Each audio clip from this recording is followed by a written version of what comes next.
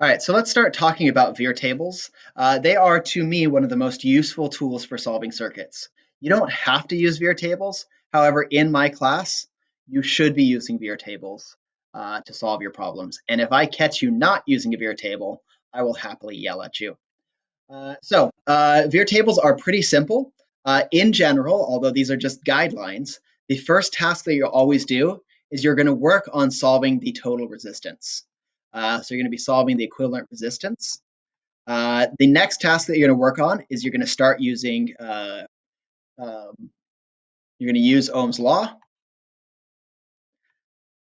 Then you're going to start using some various parts of Kirchhoff's law, and then you'll repeat.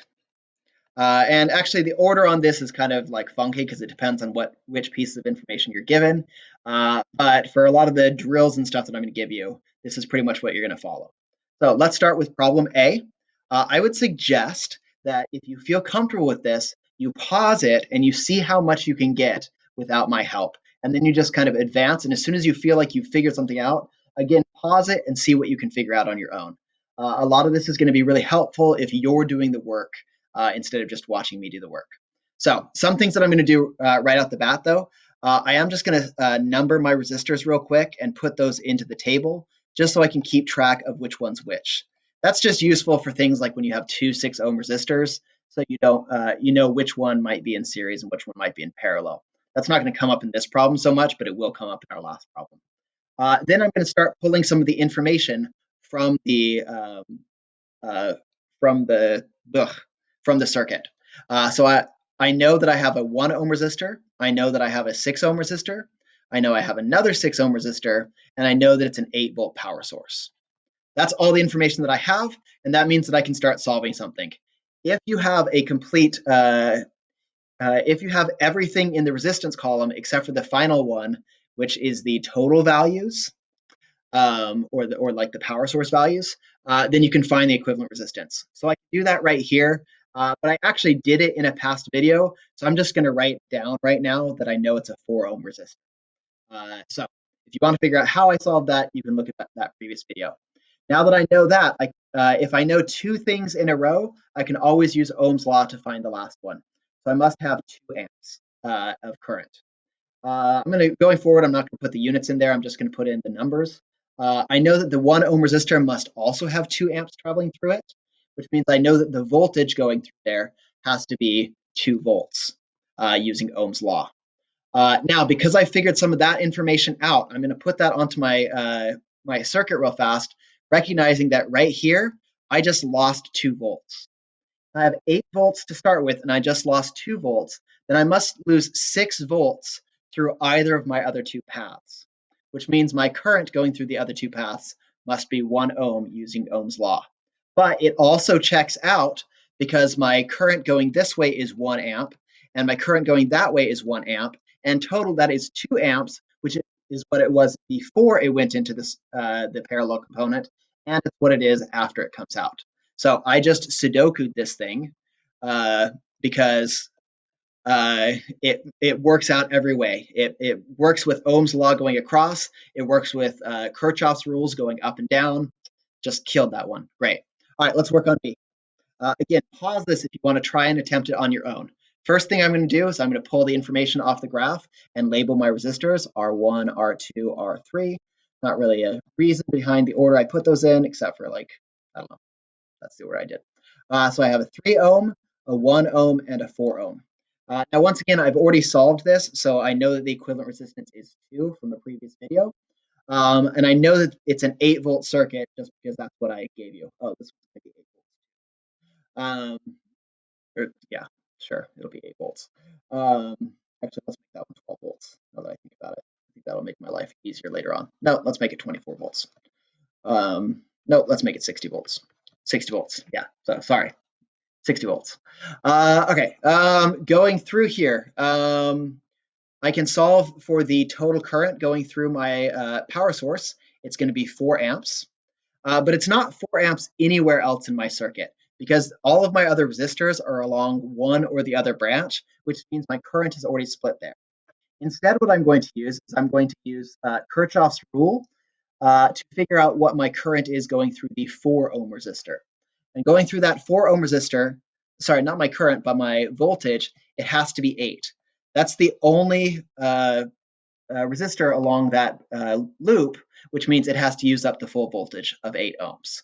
That means gross, my current is going to be 8/3 along that branch. That's definitely my fault. I should have picked a more convenient number to do this problem with, but oh well. If it's 8/3 going this way, but I know that it was 4 amps going in, then whatever the leftover is that adds up to 4 is going to go on that other branch, which I think is 4/3. So I have 4/3 going through that other branch, 4/3 going through that other branch, and now I can just multiply those values to figure out what my total voltage is along the other side. And I believe that works out to be 4/3 here and 16/3 there. That feels wrong. Did I mess up somewhere? Let's see, 4/3, 4/3, 16/3. Yeah, there's a mistake here somewhere. Hope I don't have to restart the video. Let's see if I can find it real quick.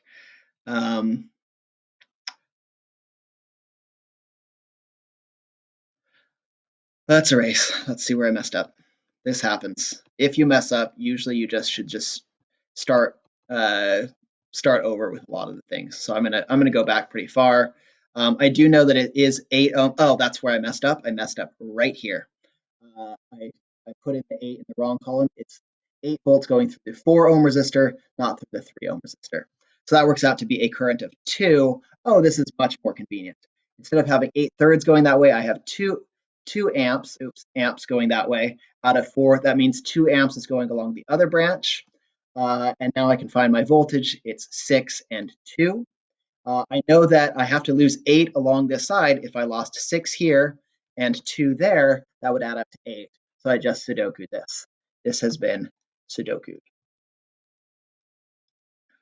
Check. All right, last one. This one is a beast. But if I remember correctly, we can solve it using the values that we already started with. We have a 5 ohm, a 20 ohm, a 1 ohm, a 30 ohm, a 2 ohm, a 4 ohm, and a 2 ohm. So I'm going to label these real fast. R1, R2, R3, R4, R5, R6, and R7. R2, R3, R4, R5, R6, R7. 60 volt total. And not sure I feel comfortable with this. I'm pretty sure it was 12 ohms. If this explodes in my face and it doesn't end up working, it's because I'm just trying to remember what the resistance was from that previous video. But that means that my current would be 5 amps going through the battery. And it means it would also be 5 amps going through R7 and through R3, because during those parts, the currents have combined and are going through just as a single value. So that lets me figure out what the voltage has to be. My voltage through those ones, it has to be 5 here, and it has to be 10 there. So that's pretty convenient. What I'm going to have to do, though, and this gets ugly, is I'm going to have to figure out what the equivalent resistance for this one is. 1/5 plus 1/20. That's 5/20. That's so 4 ohm. So this is effectively a 4 ohm resistor. So if I treat this as a 4 ohm resistor that has a current of 5 going through it, then the voltage drop there is going to be 20 through each one. And then that would mean that my current is 4 there and 1 there. Okay, that works for me. And let's see, since I'm dropping 20 here, volts there, dropping 20 volts there, dropping 5 volts there, and dropping 10 volts there, I've so far lost 35 volts. That means through my 30 ohm resistor, I'm losing 25 volts. Yeah, I think that's right. Which means some of my currents can be going that way. This is where numbers are going to get a little bit ugly.